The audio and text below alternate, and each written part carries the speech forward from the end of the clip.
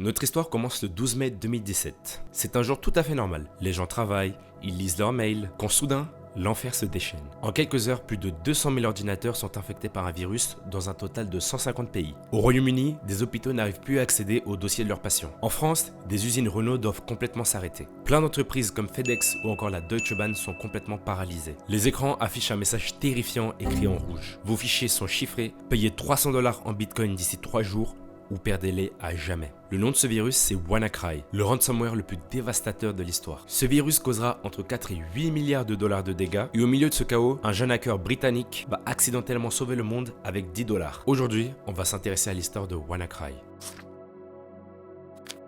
Pour commencer, qu'est-ce que c'est un ransomware? Un ransomware, c'est un logiciel malveillant qui chiffre toutes vos données. Vos photos, vos documents, vos fichiers, tout y passe. Une fois que tous vos dossiers sont illisibles, il vous affiche un message. Si vous voulez récupérer vos fichiers, payez, c'est tout simple. Généralement, on va vous demander de payer en Bitcoin pour brouiller les traces. Et malheureusement, si vous décidez de ne pas payer, vos fichiers sont perdus à jamais. Les ransomware se propagent généralement par email. Vous êtes tranquille sur votre ordinateur et là, vous recevez un mail douteux. Vous cliquez dessus, vous ouvrez la pièce jointe et vous êtes infecté. C'est aussi simple que ça. Pour les ransomware classiques, si vous cliquez sur la pièce jointe, c'est seulement votre ordinateur qui sera infecté. Mais dans notre cas, dans le cas de WannaCry, c'est différent. WannaCry, en plus d'être un ransomware, c'est un ver. Et ce ver ne se contente pas simplement d'infecter votre ordinateur, non, il va se propager sur tous les ordinateurs connectés à votre réseau. Si vous êtes infecté, vos collègues seront infectés dans les minutes qui suivent. Mais comment ce ver arrive à se propager dans tout votre réseau? En exploitant une faille de sécurité Windows. Et cette faille s'appelle Eternal Blue. À partir du moment où vous avez un Windows et que vous êtes connecté à Internet, la faille Eternal Blue permet à un hacker de vous attaquer à distance. Et cette faille, la NSA va la garder bien secrète pour pouvoir l'exploiter en toute tranquillité. Malheureusement pour la NSA et pour la sécurité mondiale, un groupe de hackers nommé The Shadow Brokers en a fait la découverte et The Shadow Brokers décide de mettre en ligne toutes leurs trouvailles. C'est comme ça qu'en avril 2017, le monde entier apprend l'existence de cette faille et vous vous doutez bien que beaucoup de hackers en ont profité. De son côté, Microsoft arrive à patcher la faille de sécurité, mais le mal est déjà fait. Ils savent que les hackers vont profiter des entreprises qui ne mettent pas à jour leur système d'exploitation. Beaucoup d'entreprises et d'hôpitaux se retrouvent donc avec une version de Windows non mise à jour et qui sont donc vulnérables à Eternal Blue. Et un groupe de hackers décide de saisir cette opportunité. Ce groupe de hackers, on ne sait pas vraiment qui c'est, mais beaucoup d'experts pensent que ce groupe vient de Corée du Nord et ce groupe va créer le ransomware le plus craint de l'histoire, WannaCry. Le 12 mai 2017, le ransomware est lâché dans la nature. Une fois le ver lâché, il va scanner tout Internet à la recherche d'ordinateurs vulnérables. Il trouve, il infecte, il chiffre, il demande une rançon. En seulement quelques heures, des centaines de milliers de postes sont infectés. Au Royaume-Uni, le système de santé est ravagé. Beaucoup d'hôpitaux n'ont plus accès aux dossiers de leurs patients. WannaCry se propage trop vite, bien trop vite. Et ses dégâts sont dévastateurs. Mais voilà qu'entre en scène le héros de l'histoire. J'ai nommé Marcus Hutchins. Marcus, c'est un hacker qui est super connu sur les réseaux sociaux. Il est connu sous le pseudo MalwareTech. Et pendant son temps libre, Marcus s'amuse à analyser des malwares pour mieux les comprendre. Et ce vendredi 12 mai, Marcus apprend qu'il a du pain sur la planche. En se réveillant, il va sur Twitter et il voit que tout le monde parle de WannaCry. Son premier réflexe, c'est donc d'aller analyser le code de ce malware. Et en exécutant le malware, il se rend compte de quelque chose de bizarre. Le malware essaie de se connecter à un nom de domaine super bizarre. Marcus vérifie si le nom de domaine est disponible. Il décide de l'acheter pour 10 $ et 69 cents. Il attend de voir ce qui se passe après que le malware tente de se connecter à ce nom de domaine. Mais là, il voit rien.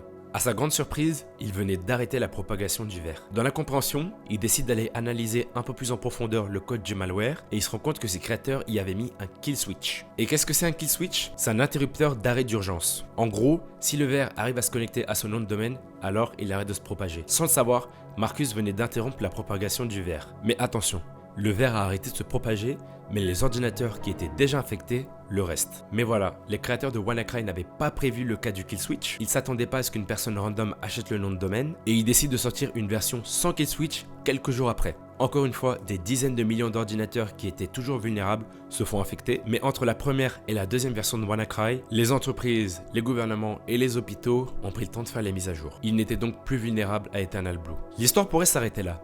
Marcus a sauvé le monde, tout le monde est content, tout le monde applaudit, mais non.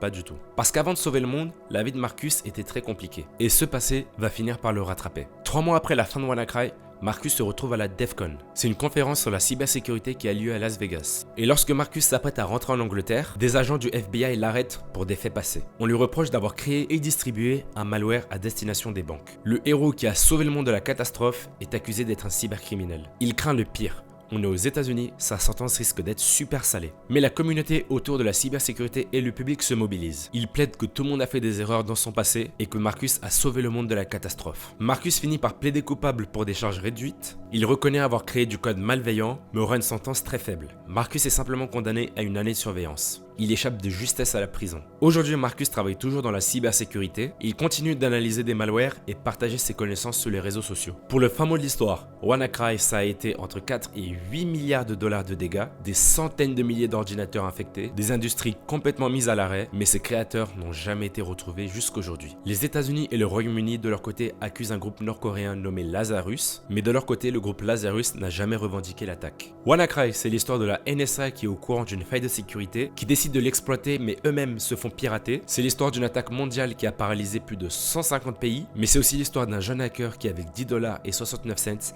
a sauvé la terre entière du pire. Quant à nous, on se retrouve tous les samedis à 13h pile. N'hésitez pas à vous abonner, liker, partager. Prenez soin de vous.